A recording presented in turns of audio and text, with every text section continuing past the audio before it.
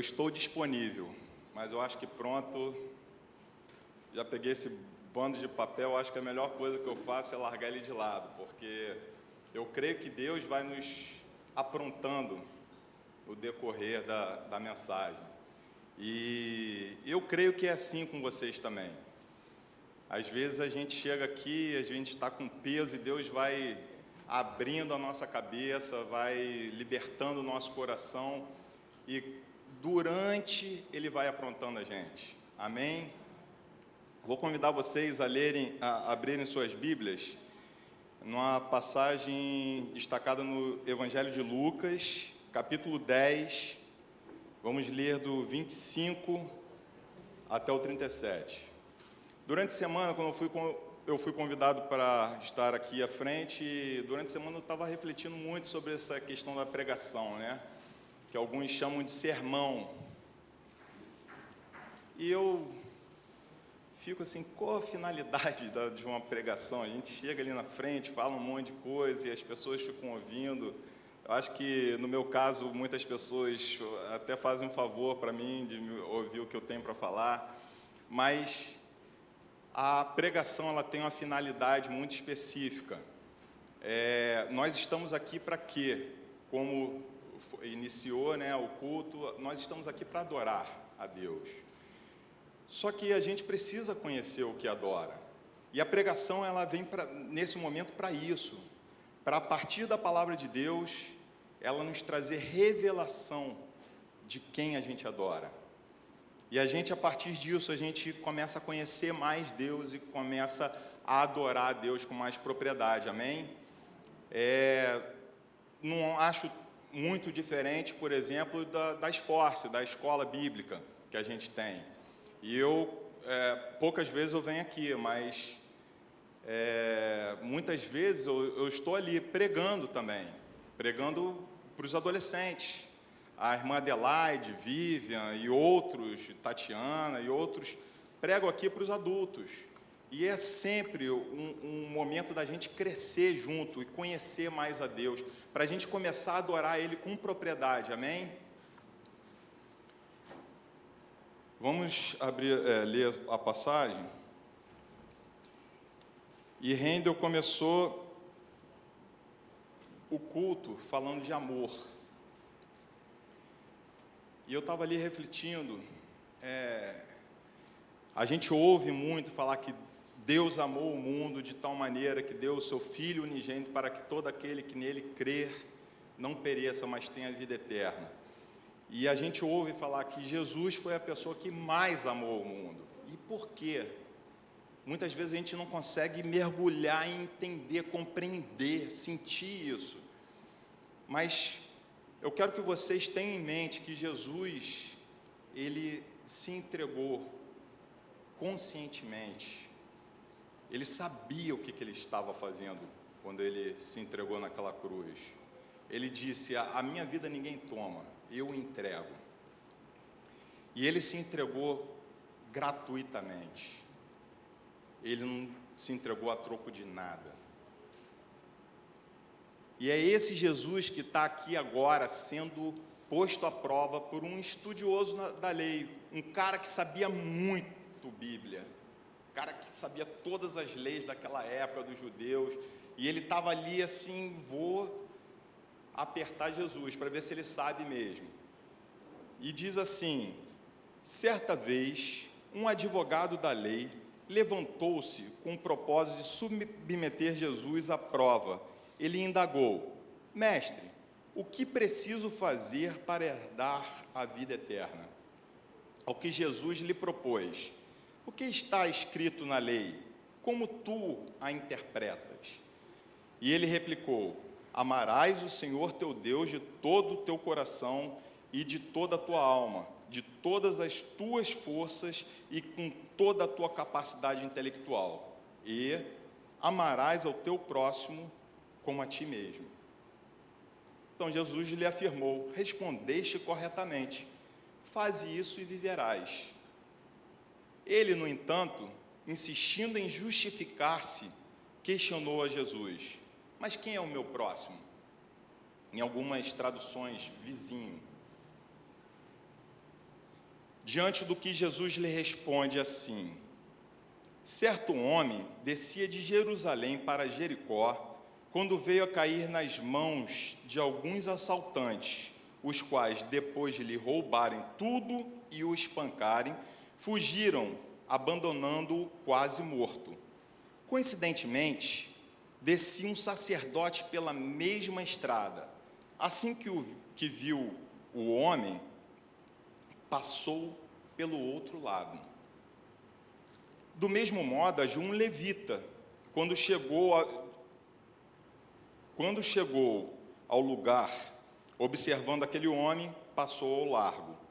Mas um samaritano, estando de viagem, chegou onde se encontrava o homem, e assim que o viu, teve misericórdia dele. Então, aproximou-se, enfaixou-lhe as feridas, derramando nelas vinho e óleo. Em seguida, colocou-o sobre seu próprio animal, levou-o para uma hospedaria e cuidou dele.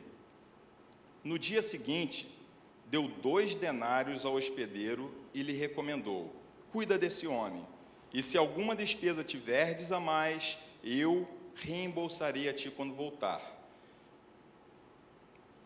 Qual destes 3 te parece ter sido próximo ou vizinho do homem que caiu nas mãos dos assaltantes?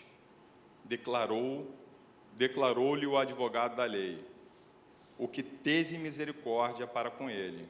Ao que Jesus lhe exortou: vai e procede tu de maneira semelhante.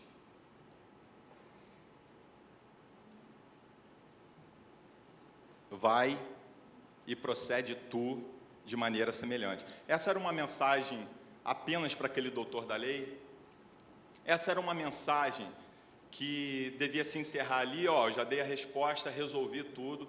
Jesus, eu olho as parábolas contadas por Jesus e vejo assim, ele aproveitava cada oportunidade para ensinar. E às vezes ele estava sob pressão e mesmo assim ele vinha com uma lição lindíssima a partir dali. E essa história é uma das mais profundas histórias da Bíblia. Por quê? Quantas vezes vocês já escutaram essa história? Muitas vezes, né? Quem aqui já escutou, já conhecia essa parábola?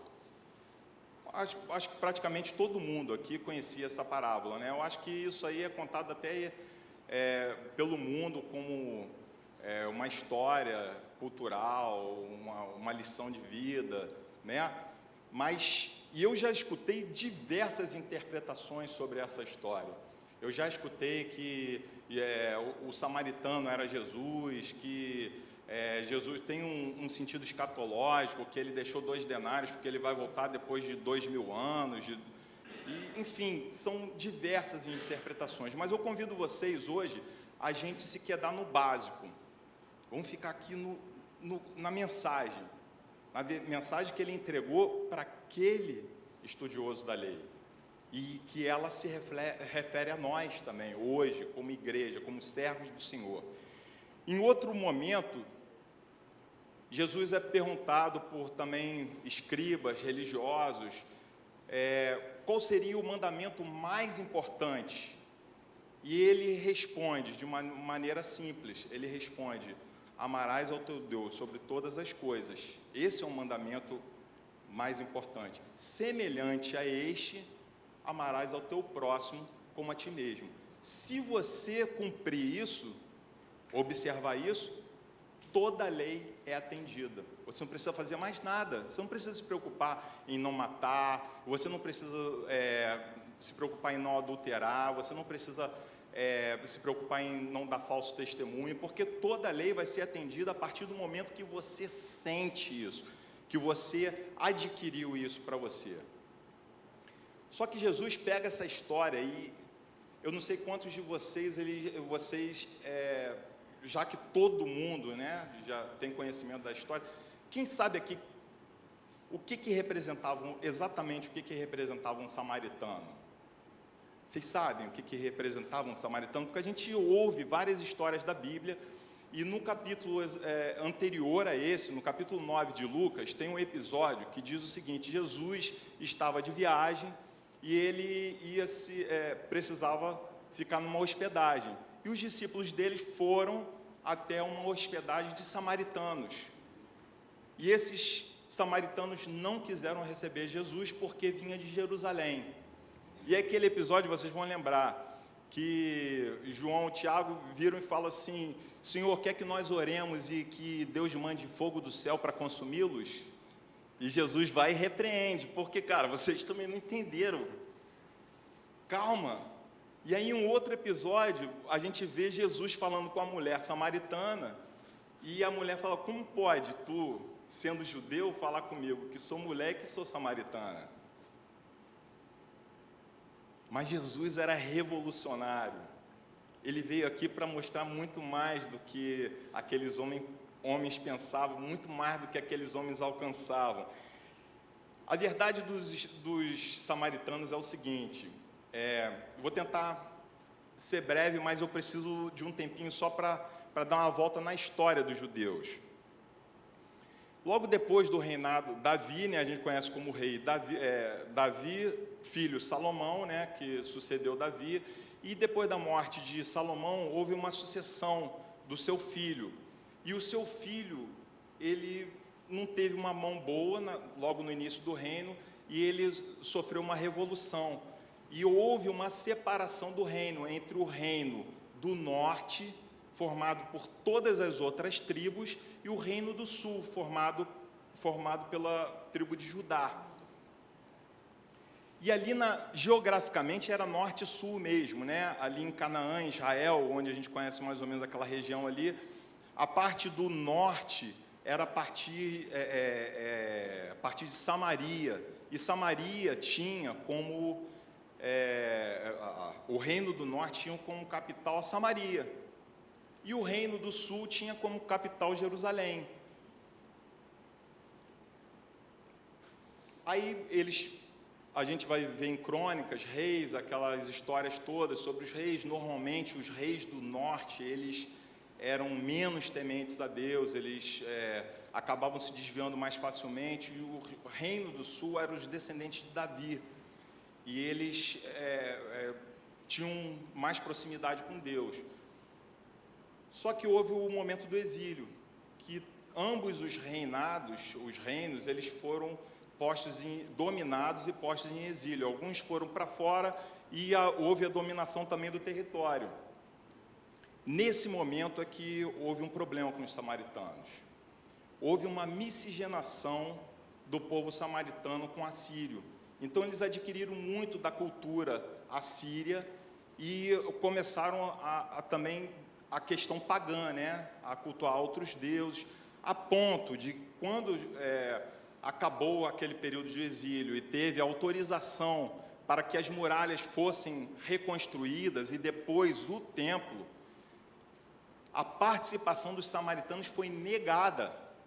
Eles não deixaram os samaritanos voltarem e ajudarem, porque eles sentiam que os samaritanos não eram mais judeus, eles não faziam parte daquilo ali, eles não tinham a separação necessária para que eles integrassem aquele momento tão santo, tão especial daquele povo. E o que os samaritanos fizeram? Eles construíram o próprio templo em Samaria, e eles nomearam os próprios sacerdotes. Então houve uma ruptura entre judeus. A gente fala, mas é um povo miscigenado, mas eles continuavam querendo cultuar o próprio Deus, ao Deus Yahvé. E aí Jesus vai até a Samaria, e é por isso que aquela mulher fala assim: os nossos pais dizem que a gente deve cultuar aqui no Monte Gerizim, mas vocês dizem que o lugar de culto a Deus é lá no Monte Sião, em Jerusalém. E aí Jesus fala o que? Haverá o tempo, e já chegou, que os verdadeiros adoradores, que conhecem a Deus, o adorarão em espírito e em verdade, dentro do coração. Amém? E dentro dessa história, a gente observa que Jesus também não deixou barato.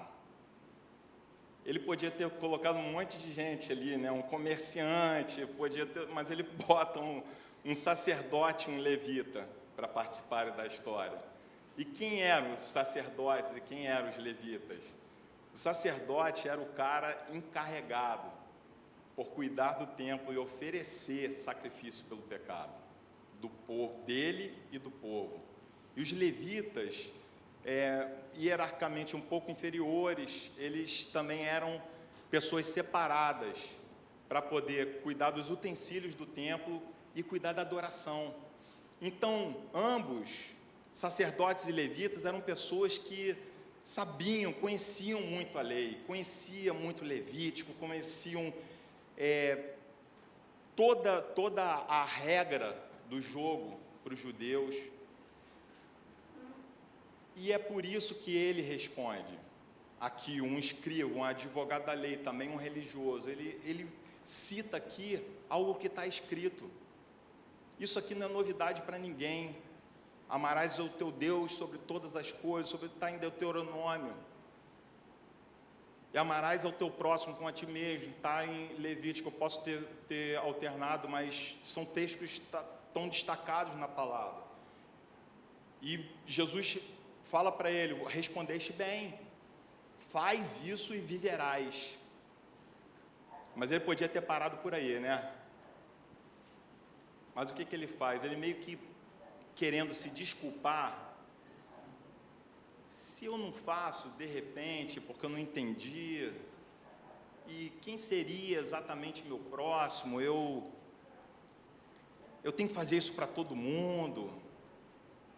Ou meu próximo é meu vizinho, é só aquele que mora do meu lado? Ou é aquele que está na minha igreja? E aí Jesus vem com essa história elucidativa para mostrar quem é o próximo, e por isso que ele usa o samaritano, uma pessoa que deveria odiar o judeu e o judeu ao samaritano. E assim, os religiosos passam ao largo e o samaritano faz alguma coisa. E a conclusão de Jesus junto a esse escriba, advogado da lei, é uma que ela restou para todos nós.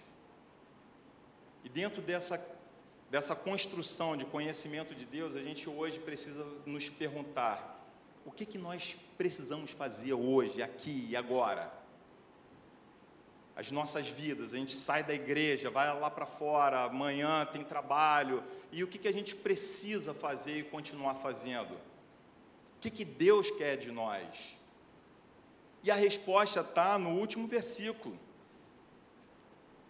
vai e procede tu de maneira semelhante.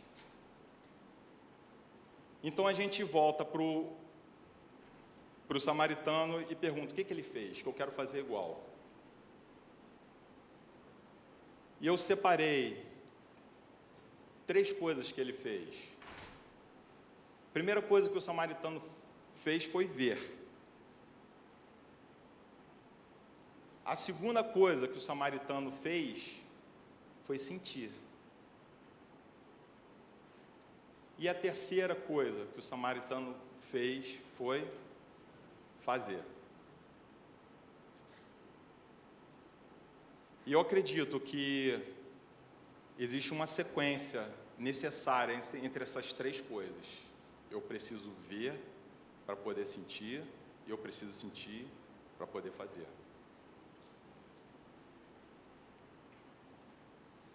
E aí a gente começa a tentar raciocinar sobre o que é realmente ver. Eu lembro assim de alguns visionários, e eu lembro muito do exemplo de Walt Disney. Uma pessoa, certo dia, comenta e fala: poxa, que pena que Disney morreu e não pôde ver aquela obra toda concluída, aqueles parques temáticos, aquela realização que é tão bonita, realização humana linda. Que pena que ele não pôde ver. E a pessoa responde: você que pensa que ele não viu. ele viu isso muito antes de ser realizado fisicamente. Outra pessoa que eu lembro é Steve Jobs. Steve Jobs é um cara, com certeza, um visionário. Ele começou a ver Bill Gates, ele começou a ver coisas antes de serem realizadas. E a partir dali, aquela visão foi tão forte, tão profunda, que eles conseguiram realizar algo que antigamente era inimaginável para o ser humano. E eu podia aqui ficar citando diversos visionários, mas uma coisa eu levanto para nós mesmos: nós precisamos ver. Isso aqui não faz sentido se a gente não estiver enxergando. E a gente pode falar do amor de Deus.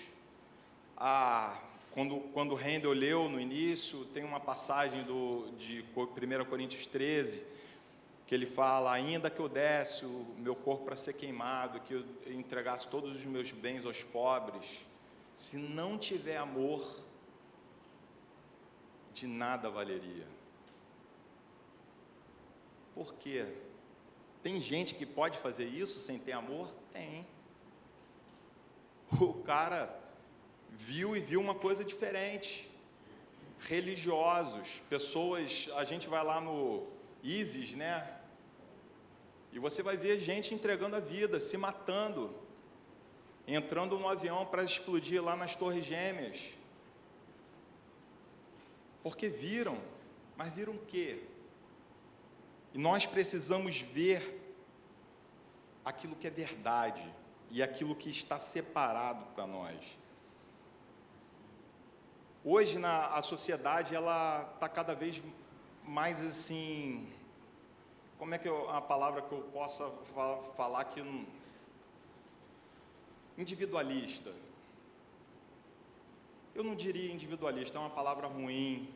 Eu acho que uma sociedade meio que cada um, acho que as pessoas não se importam uns com os outros. E separado, como? Egoísta, pode ser. E eu tenho hoje o costume, recentemente eu adquiri o costume de acordar cedo, né? Eu acordava mais tarde, mas hoje em dia eu acordo cedo por causa do Olívia, para poder deixar a Vivian dormir. E a gente está abençoado, assim, porque está morando pertinho da praia de Cambuinhas, então, normalmente de manhã eu pego o carrinho e vou até o calçadão de Cambuinhas e fico passeando de um lado para o outro. Essa semana foi engraçado, porque eu fico passeando normalmente embaixo de uma amendoeira grande que tem ali, porque tem sombra. Então eu volto, dou 50 voltas ali e fico naquele canto. Hoje, eu acho que na segunda-feira, foi até o dia, eu acho que eu te encontrei, a Vivian também estava passeando lá, e eu encontrei 2 amigos, eu estava com 2 sujeitos, né? E poxa, eu fiquei muito feliz de encontrar esses amigos. E a gente foi caminhando, nesse dia não estava o sol muito forte, eu fui caminhando até o final da praia com eles, para poder aproveitar e conversar. E eu vou cumprimentando as pessoas. Bom dia, tudo bom? Aí, em determinado momento, um dos amigos falou assim: pô, você conhece todo mundo? Eu falei: não, olha só, eu já estou caminhando aqui há algum tempo já. E eu tenho isso para mim, que eu gosto de falar com as pessoas. E eu olho para todo mundo. Eu vou olhar e vou rir. Se a pessoa olhar para mim e rir de volta, aí eu falo: bom dia. E tem pessoas ali que elas sorriem gratuitamente. E é tão gostoso receber um sorriso de uma pessoa, você de manhã cedo já, cara, gera uma energia, uma interação tão legal. Mas tem pessoas e eu acho que a maioria delas, que a pessoa até vira para o lado para não ter que falar. E a sociedade hoje em que a gente vive, eu acho que está meio assim, né? Eu acho que cada um na sua, as pessoas não se interagem. Por que elas não se interagem? Existem fortalezas dentro de nós. Existem coisas que foram construídas desde o dia do nosso nascimento. E uma delas é o medo. São traumas que normalmente entraram nas nossas vidas, não sei por que razão, mas ocorreram e a gente precisa se livrar delas. Então, às vezes eu tive uma experiência ruim em determinado momento, e essas pessoas eu tenho que, quando eu enxergo, eu tenho que olhar para elas e ver isso, porque a minha visão não é minha, é uma visão superior à minha, que é a visão de Deus. E Deus, quando olha para a gente, com todas as nossas dificuldades, com todos os nossos defeitos e todos os nossos pecados, Ele olha por cima. Então, aquela pessoa que passou do nosso lado, ela pode ter passado um trauma terrível de relacionamento. E hoje ela tem medo de se relacionar. E muitas vezes a gente fala assim, cara, que pessoa antipática, não vou mais falar com ela não. Eu confesso, eu continuo olhando, tá? Eu continuo olhando e rindo, mas aí também não tem jeito, eu não posso invadir a pessoa, a não ser que Deus me dê uma revelação para que haja uma cura ali naquele lugar. Outra coisa que ocorre às vezes é orgulho, né? A gente não tem medo necessariamente, mas a gente, como a gente está falando, a gente tem orgulho. Ele não olha para mim, eu também não vou olhar para ele, né? E a gente já construiu, de acordo com as nossas experiências, muitas verdades, fortalezas em nossas vidas. E eu lembro de um exemplo que eu estava na mesa de um restaurante, né? E de repente, a gente sem perceber, chega uma pessoa e faz assim, e fica. Como a gente já está acostumado, tanta gente folgada nessa vida. Ô amigo, tá tudo bem aí? O cara, desculpa. O cara era cego. Agora, quem de vocês não passou por isso? Eu passo isso quase sempre. Quando eu estou no trânsito, a gente às vezes está lá, né, na nossa aflição de chegar logo no lugar e tem um cara parado com o carro na frente. E quantas vezes eu já fiquei nervoso, sentei a mão na buzina e quando a gente vai passar, você vê o cara está numa dificuldade. E você ainda passa direto e vai embora, nem ajuda o cara. Rio, porque, cara, acontece com a maioria de nós. Mas essas são coisas que a gente precisa lidar para a gente superar essa posição em que a gente se encontra.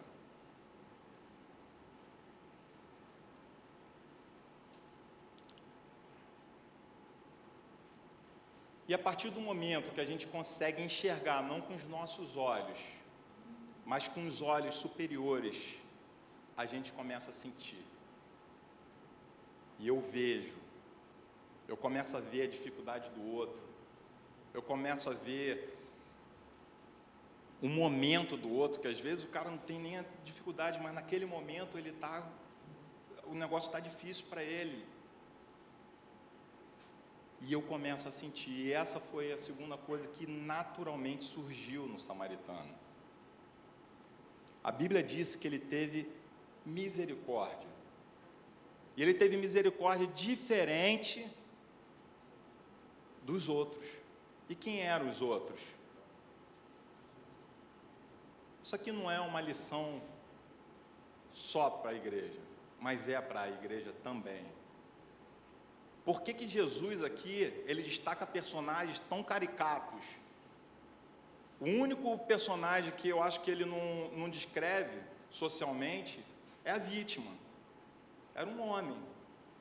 E o homem foi assaltado, os bandidos, né, que eram maus, a ponto de não ficarem satisfeitos só por roubar as coisas deles, mas levar todos os pertences dele, deixaram o cara à própria sorte. E você imagina a própria sorte numa estrada. Deixa eu explicar outra curiosidade. Jesus ainda pega essa rota E tem muita gente que fala assim, o cara descia de Jerusalém para Jericó, e Jericó era o pecado, representa o pecado, Jerusalém a santidade, e o cara estava indo para o pecado. Olha só, aquela ali é uma rota comum naquela época. E era uma rota que deveria ser feita por comerciantes. Jericó era uma grande cidade, e Jerusalém era uma grande cidade. Só que existe uma curiosidade geograficamente, entre essas duas cidades, que eu acho que nenhum de nós que não esteve lá, e não esteve lá principalmente na época em que, hoje deve existir estradas muito boas, pavimentadas e tudo mais, mas naquela época, as estradas não eram pavimentadas, e a distância de altitude entre Jerusalém e Jericó, sabe quanto é? Mais de 1.000 metros, por 27 quilômetros. Então a distância não era tão longa, mas era um terreno acidentado, uma descida enorme. Jerusalém tem 780 e poucos metros acima do nível do mar, e Jericó tem menos 250 e poucos, se eu não me engano, abaixo do nível do mar. E naquele tipo de estrada era muito comum também os ladrões se aproveitarem. O cara está ali na dificuldade, descendo, às vezes com o seu animalzinho, e o cara, está sujeito. Hoje em dia as lombadas, né, são nosso terror, né? Você passa uma lombada, quer dizer, agora a polícia fez um excelente trabalho e a gente está sob controle por enquanto, mas as lombadas eram lugares de perigo, né? Porque você ficava pensando, eu vou reduzir o carro, e quem diz que não tem um assaltante aqui? E aquela vítima descendo e andando com cuidado, era fácil você ver assaltantes escondidos, e aqueles homens fizeram isso com ele. E o samaritano viu, ele conseguiu ver e sentir, mas os religiosos viram, porque a Bíblia diz que eles perceberam e passaram ao largo. O que significa isso? Primeiro, eu acredito que eles não viram como se deveria ver, e por isso eles não sentiram. E por não sentir, eles simplesmente não entenderam o que aquele homem estava passando, o que aquele homem precisava e qual era o papel deles, porque eles sabiam: amar ao teu próximo como a ti mesmo. Mas quem é o meu próximo? Como que se quisesse desculpar. Eu uso muito, alguém falou enquanto eu estava buscando uma palavra, egoísmo.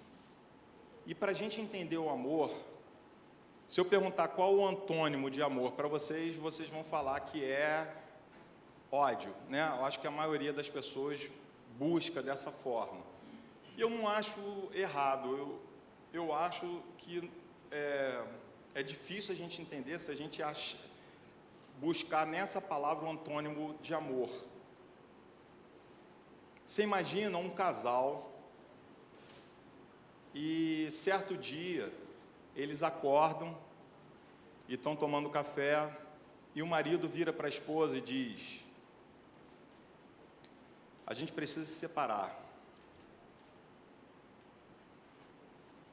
e eu não sinto mais nada por você. Esse homem está odiando a esposa dele?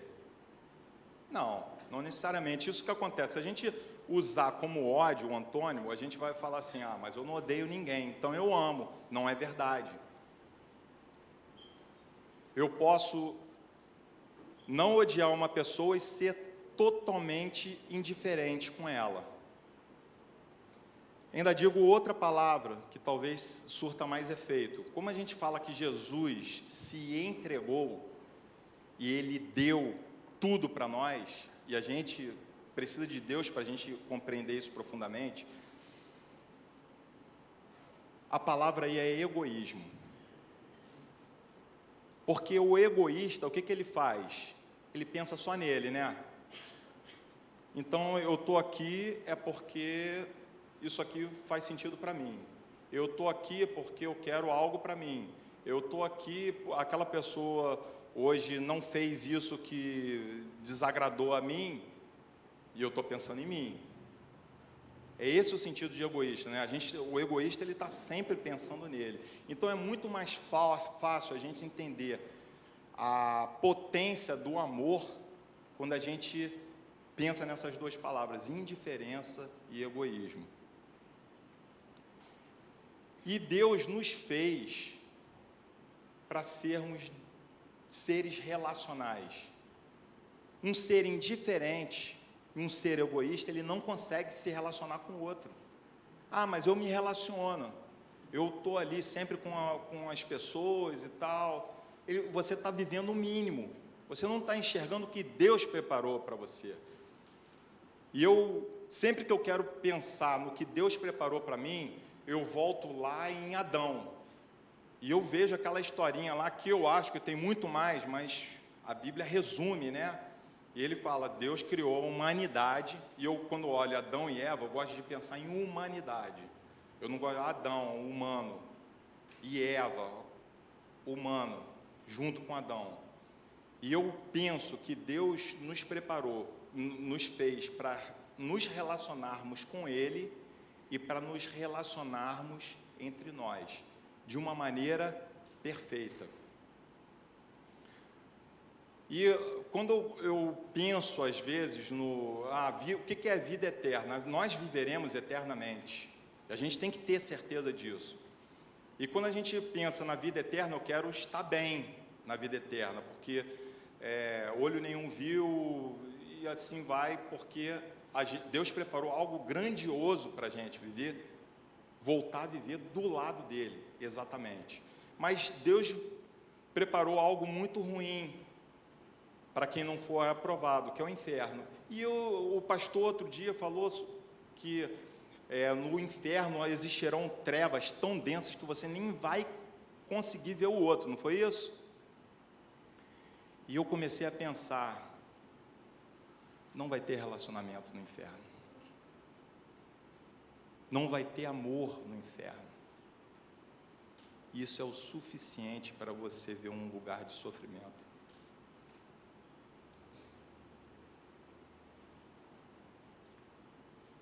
Imagina um lugar onde você não consegue se relacionar com ninguém. Hoje em dia a gente teve a pandemia, tem gente que está falando em lockdown de novo, e está todo mundo desesperado. Ah, não, lockdown não, pelo amor de Deus. Me bota para morar com minha sogra, mas lockdown não. Brincadeira, eu amo minha sogra e a gente se dá muito bem mesmo.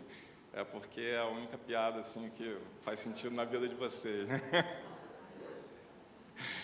Mas as pessoas estão falando em lockdown e eu devo ter ficado até vermelho, sogrinha. Mas isso é mentira, é brincadeira. Mentira não, porque a gente pode mentir de púlpito. Mas a gente já fica com medo, né? Por quê? Porque, cara, restringe o nosso relacionamento. Como que eu vou andar na praia e poder rir para as pessoas, se todo mundo estiver preso, né? Mas existe muito mais que isso. Imagina um homem preso numa solitária. Você quer dar um castigo ruim para um preso?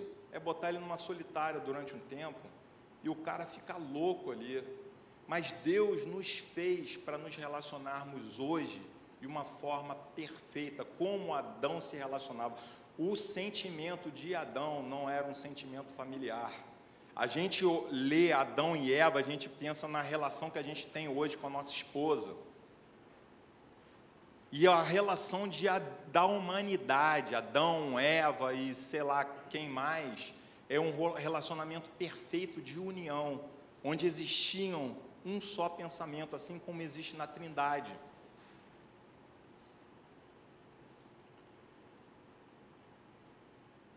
Existe o amor ágape, né? A gente fala que os gregos, a linguagem dos gregos é muito mais rica do que a nossa. Então, às vezes você vai encontrar na Bíblia, quando está no original, ágape, a gente vai encontrar filéu e vai encontrar eros, não é verdade?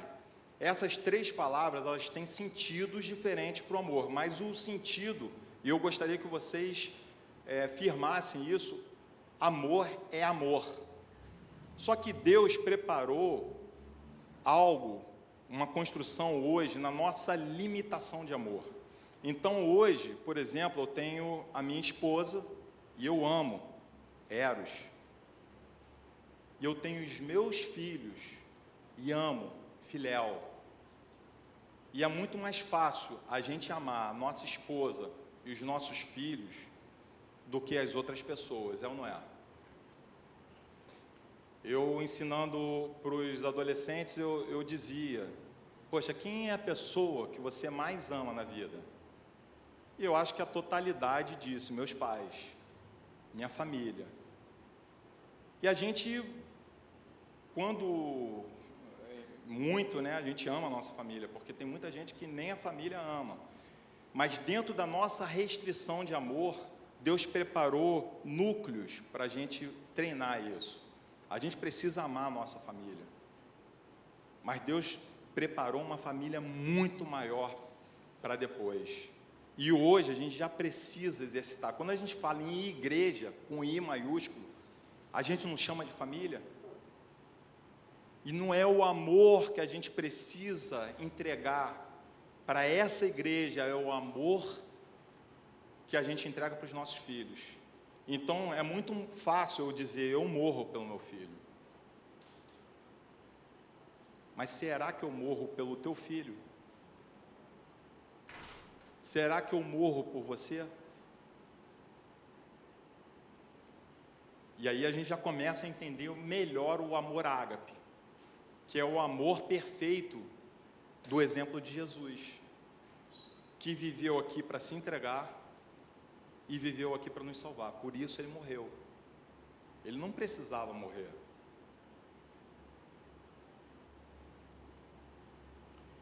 Infelizmente, hoje em dia, a gente começa a ter uma visão individualista. E mesmo na igreja, a gente começa a arranhetar nesse amor. A gente não consegue amar porque a gente não sabe se a gente vai receber de volta. Eu não sei se eu consigo amar, porque eu posso estar fadado a não ser correspondido. Que amor é esse? O amor lança fora todo medo. Eu não preciso ser correspondido, eu simplesmente amo. E olha, eu tenho experiências desse amor.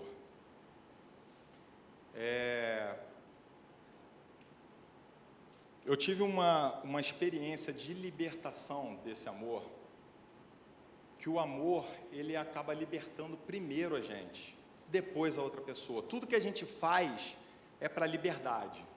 Se você quer saber, por isso que a gente fala assim, a paz do Senhor, a liberdade do Senhor, que a sua vida seja livre de tudo, que o seu intelecto seja dedicado a Ele para que você seja livre, para que você não seja preso a nada, que você não dependa de nada.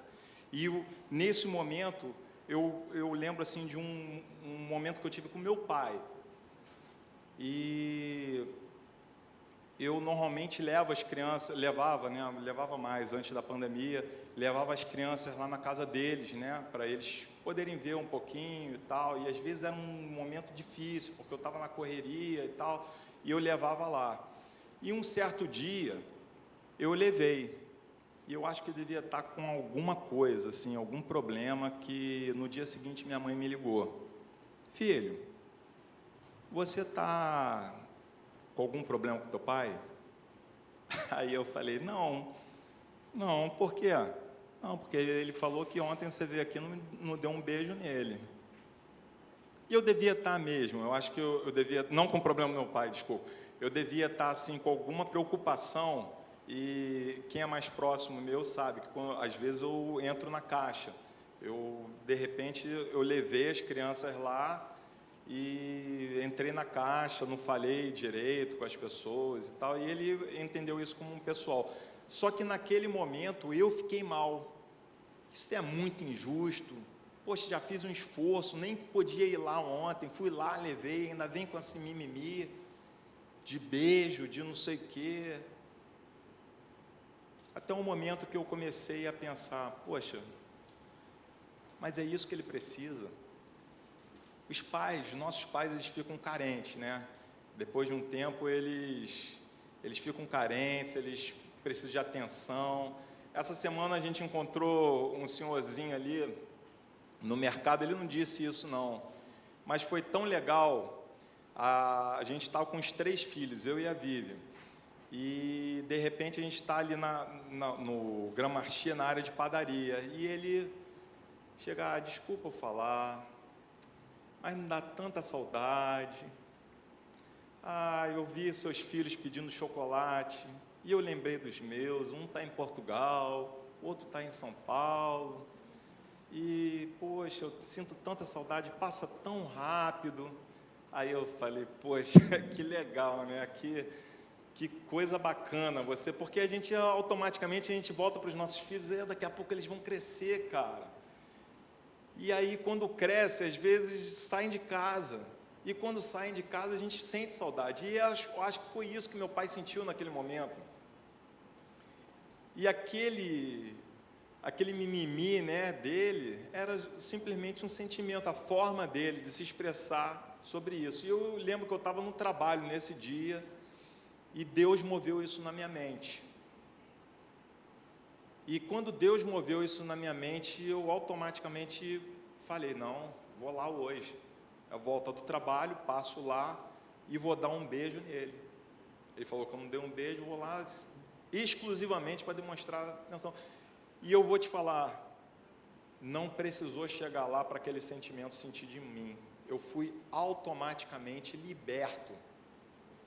E olha que eu estava amargurado, eu estava me sentindo injustiçado. Mas a partir do momento que Deus moveu isso sobre a minha mente, eu não precisei ir lá dar o beijo. Sabe o que aconteceu? Eu passei lá e ele não estava. Ele estava passeando, mas eu falei, olha, fala com ele, que o filho dele veio aqui exclusivamente para dar um beijo nele, que eu amo ele. E eu tenho certeza que se existia algum pensamento que estava prendendo ele, isso libertou ele também naquele momento.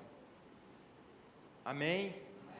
O amor, ele vem para nos libertar.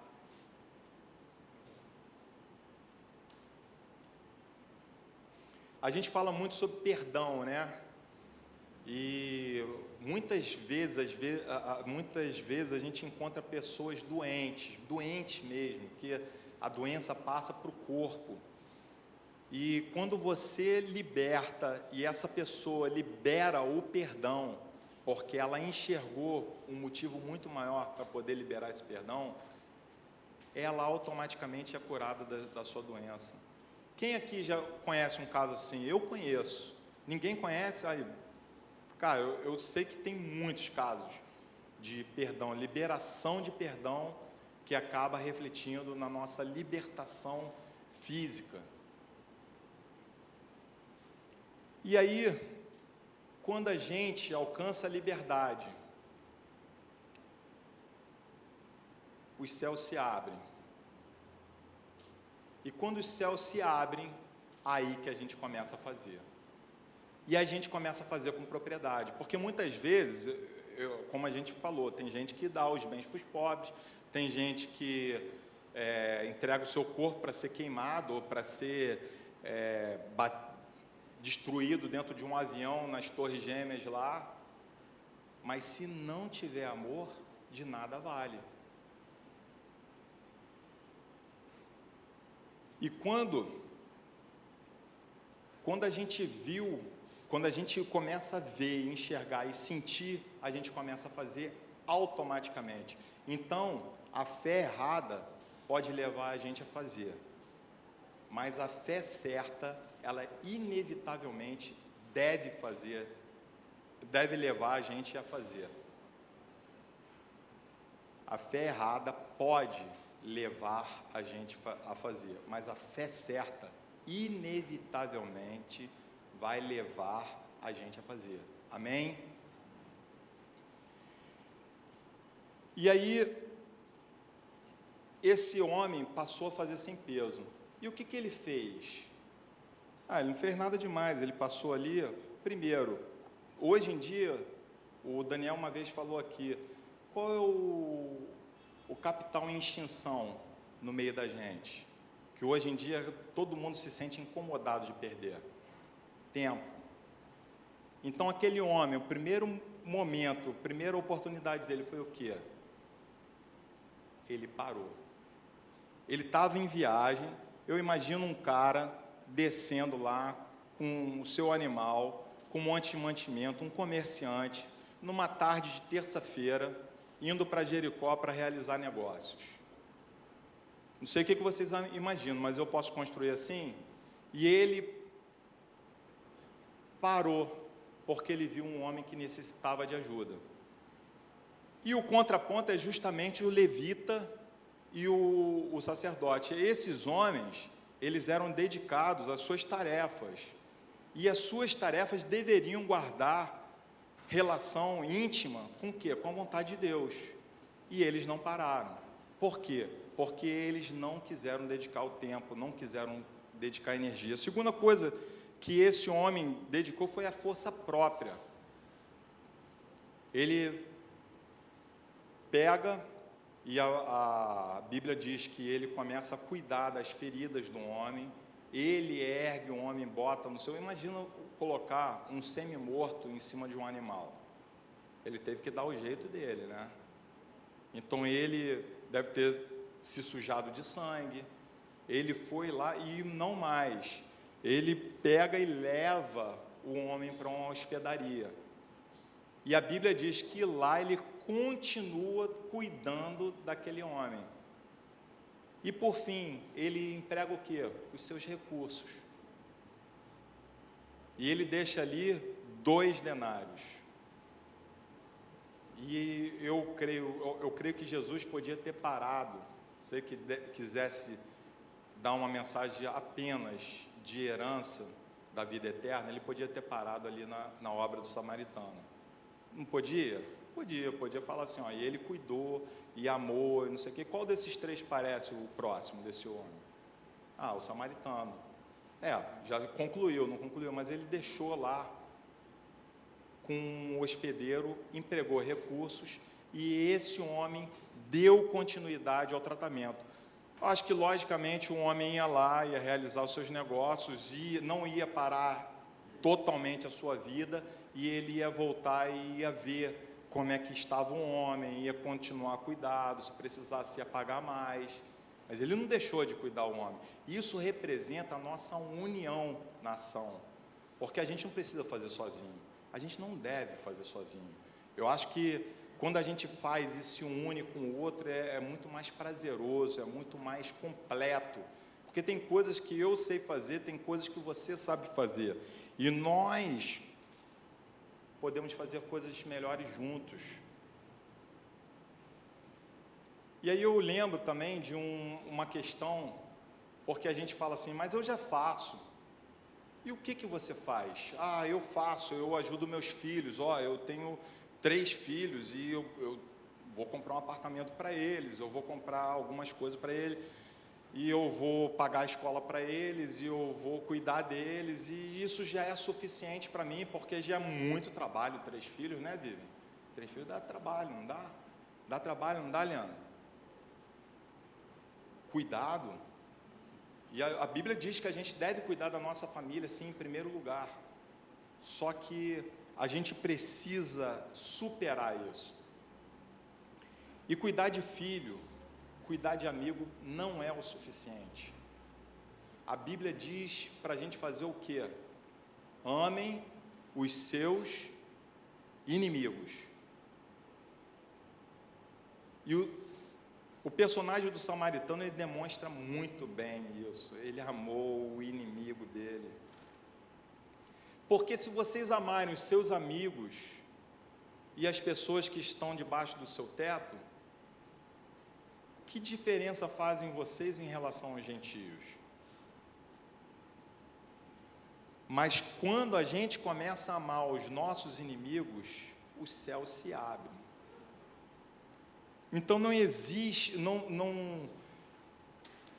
existe realização de Deus se não tiver amor. A gente às vezes fica pedindo por dons, né?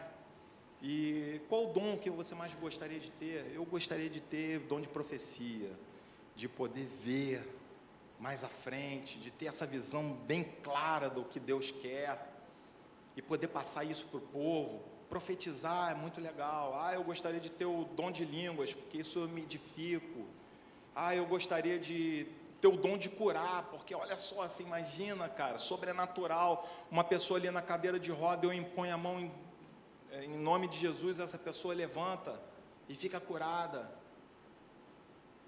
Dificilmente você vê alguém se preocupando com o dom do amor. E esse é o maior dom. Na verdade, essa é a condição sine qua non, os outros dons existem.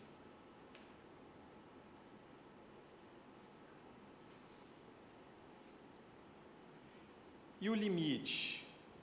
A gente às vezes fala, poxa, eu quero um amor, mas esse amor, ele não tem limite? Eu vou me doar e então eu virei, como é que é, o frade lá, aquelas castas lá de religiosos que tem que sair daqui da cidade, ir lá para o mosteiro. Não, olha só, existe um limite no amor. A própria Bíblia, quando fala que quando você tem família, você precisa dar mais atenção para a sua família, você já estabeleceu um limite, ok, mas esse não é um limite assim que deve limitar totalmente vocês. Como eu disse, eu tenho 3 filhos e se eu ficar só nos meus filhos, eu não estou exercendo cristianismo nenhum. Mas a Bíblia coloca em outros momentos, principalmente no casamento, uma questão que é crucial. A Bíblia manda, quando existe um marido que não tem a fé e uma mulher que tem a fé, o que deve fazer essa mulher em relação à casa? Santificá-la. Então a mulher crente edifica a casa se ela for santa, né? E aquele marido não crente pode um dia vir a possuir essa fé. Um exemplo que eu lembro, um pastor Lincoln, acho que contou, ele dizia o seguinte: tinha um homem que traía a mulher, e a mulher já estava cansada de esperar aquele homem chegava bêbado, com cheiro de álcool, né, de noite, e ela já tinha aquela desconfiança forte que ele estava com mulheres e tudo mais, e ele chegava lá e ela falou: cara, eu vou me separar, porque eu estou sendo crente.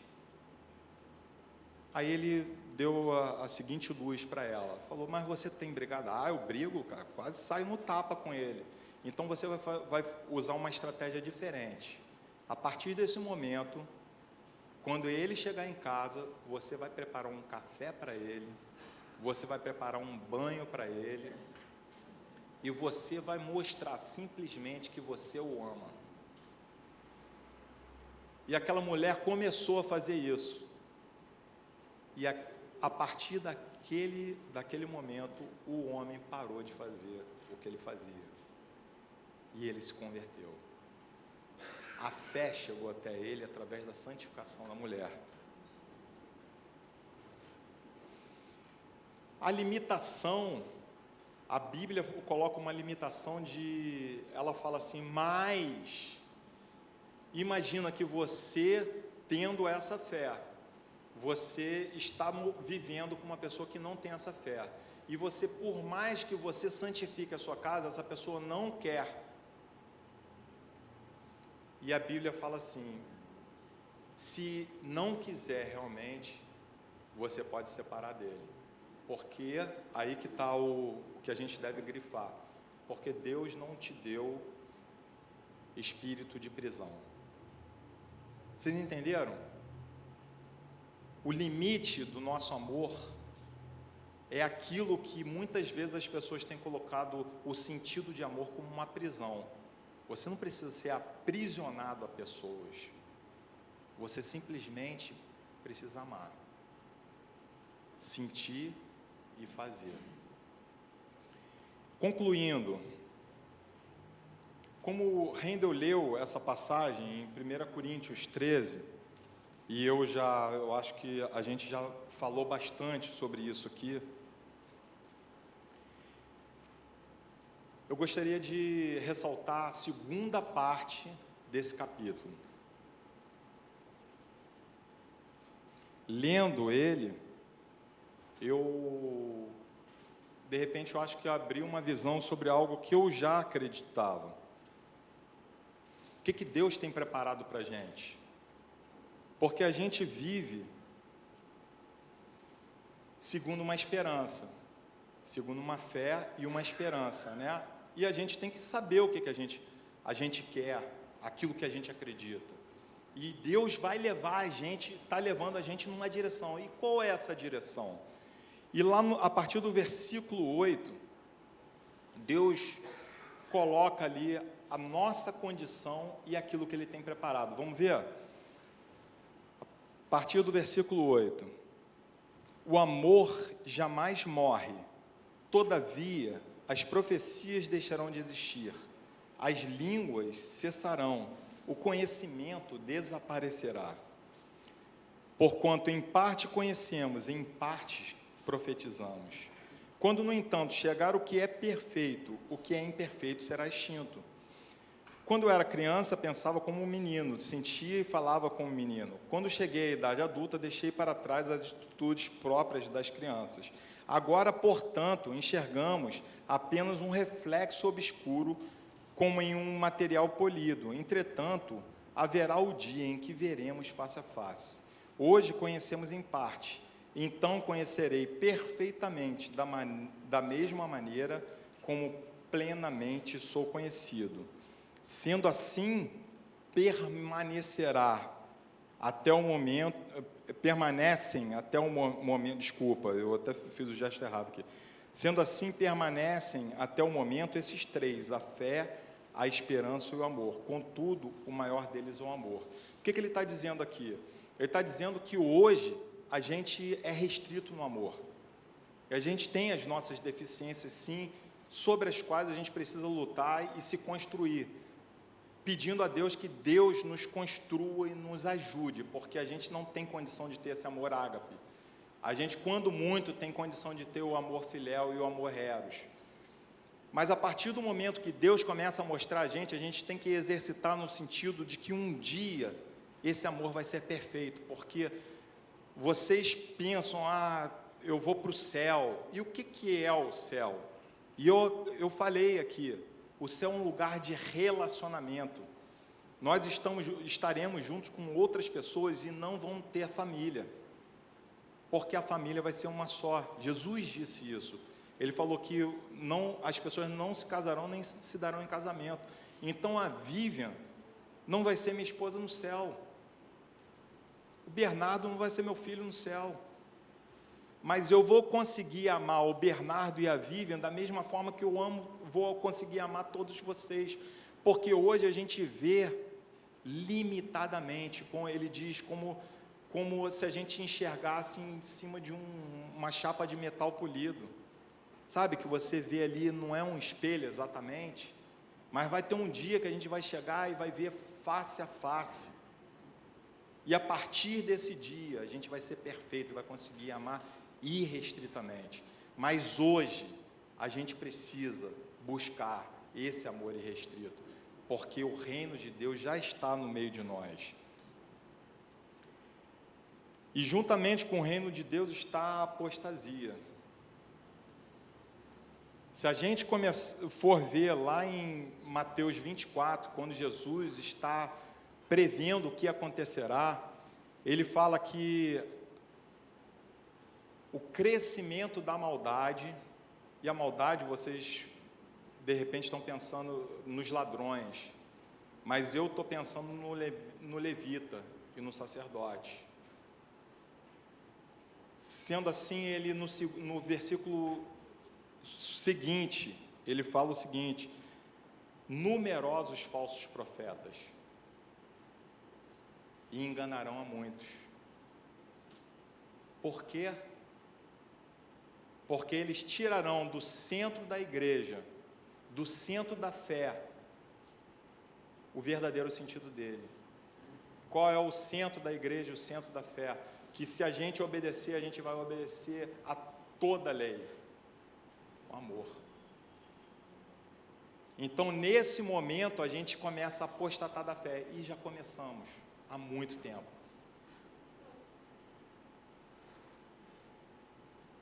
E ele fala, existe uma trindade teológica, tá? Eu já vou concluir. Sendo assim, permanecem até o momento esses três: a fé, a esperança e o amor. Contudo, o maior deles é o amor. Por quê? A fé não é importante, a esperança não é importante, mas existe uma sequência aí. E essa é uma verdade que é como se fosse uma trindade. Todos esses conceitos dependem um do outro. Quer ver? Eu tenho a fé em Deus. A partir daquela fé, entra na minha consciência, porque eu tenho certeza. E a partir dessa certeza, em que eu tenho certeza? Eu tenho certeza numa realização. Então, isso gera em mim uma expectativa de que algo aconteça. E o que tem que acontecer para realizar essa expectativa? O amor. O mundo sem amor seria um caos. O céu sem amor não seria o céu. Por isso ele termina dessa maneira: a fé, a esperança e o amor. Quando o amor desaparece do mundo e desaparece de dentro da igreja, o que é a primeira coisa que a gente perde? A fé e a esperança. Amém? Amém? Vocês estão comigo mesmo?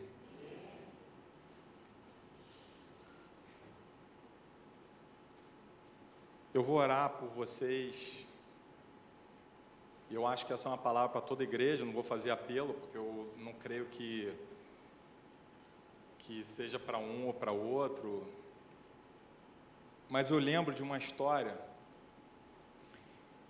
em que é contada dentro de um livro escrito por Leonard Ravenhill, que é a plena... como é que é?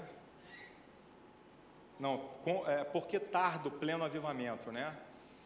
E esse avivamento é o que a igreja busca, às vezes é avivar, é ter mais do Espírito Santo e tudo mais.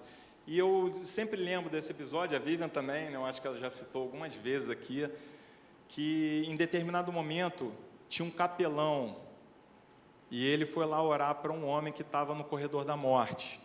E esse homem já estava caminhando para ser executado, e aquele capelão foi no meio do caminho, e se recitando palavras sobre salvação, sobre destruição, e aqueles que não acreditarem serão destruídos, e aqueles que acreditarem herdarão a vida eterna e tal. E aquele homem, de repente, ele para aí.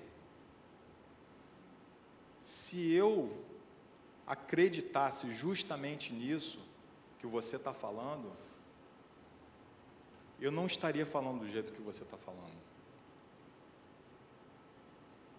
Eu seguiria por todos os becos da cidade gritando isso, porque as pessoas estão se perdendo.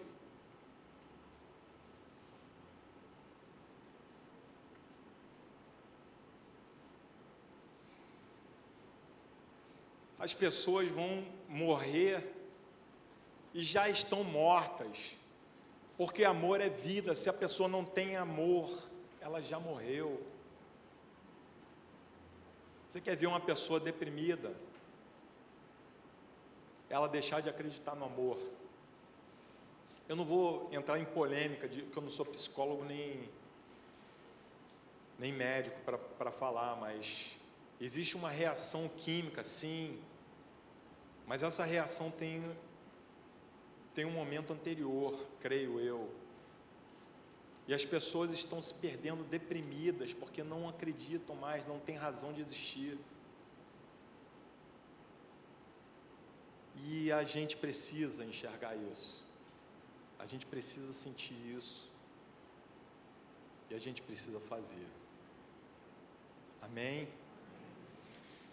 Pai, nós te agradecemos, Senhor, por tudo que o Senhor falou nessa manhã, nós te entregamos, Senhor, as nossas vidas, Senhor, crendo que o Senhor continuará falando aquilo que não foi suficiente para entrar nos nossos corações, Senhor.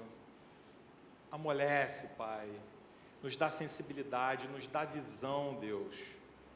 Senhor, nós queremos sentir o Teu amor verdadeiramente. Senhor, não nos deixa perder ou cair. Senhor, dentro das nossas casas, que esse seja o núcleo principal do amor. Pai, que saibamos, Senhor, aquilo que estamos fazendo aqui, e que a partir de Ti somente, Senhor, sejamos alimentados, e que não sejamos miscigenados, Senhor, com as culturas desse mundo, que não sejamos misturados, Senhor, com as culturas pagãs, Senhor, de idolatria, coisas que muitas vezes têm nos cheirado essa consciência de esperar em Ti, de acreditar em Ti, de realizar em Ti, Pai. Senhor, em nome de Jesus, continua fazendo no nosso meio, em nome de Jesus, Pai.